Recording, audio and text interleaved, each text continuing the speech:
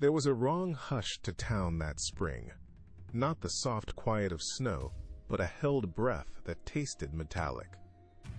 Streetlights hummed in a tone that left a thin ringing under the ears. Dogs paused at thresholds and stared toward empty hedgerows. I felt it first as irritation at the edge of awareness, an itch beneath the skull, things unaligned, like the world had shifted a fraction and refused to say by which measure. At first the signs were polite, then coy. A neighbor's radio flickered between stations and spat speech that drifted into syllables like names. Windows reflected a depth that wasn't there, as if another place pressed its face to the glass. On evening walks, the path rippled where no heat lay, a mirage without a desert. People I spoke with repeated phrases I hadn't yet thought or smiled too long after losing the thread. Sleep introduced a new geography. Pale corridors under a sky that felt too close. I began to notice alignment. Stars in the wrong constellations. Backyard shadows angled independently of the sun.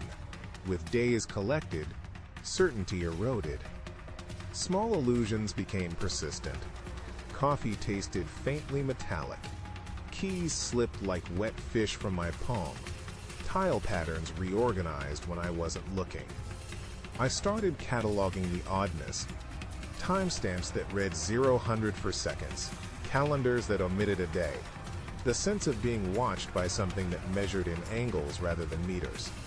My journal, once refuge, looped entries into sentences I hadn't written. I laughed, and my voice answered from 2 rooms away, delayed so the tail of my words soured into something else. Paranoia is a polite liar. It offers structure where none exists. I mapped anomalies like trails, drawing lines across town where static thickened and watching intersections. They converged at the abandoned observatory on the hill, a relic of curiosity that once sought the sky. Inside, telescopes stood intact, but lenses did not reflect hands. They held a depth of field that swallowed distance. The air smelled of ozone and something sweetly rotten, as if a distant star had learned decay. When it made itself known, it did not stride in like a monster.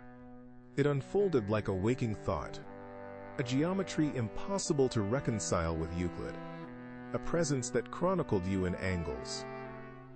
It pressed at the back of my eyes with a language of light, turning memory into topology that could be traversed like a map.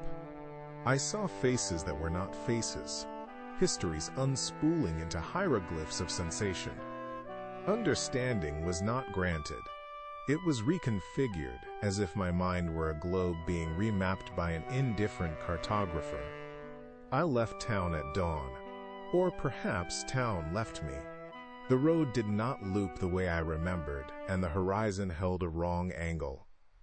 Behind me a shape unfolded, patient as a tide, teaching the night to count.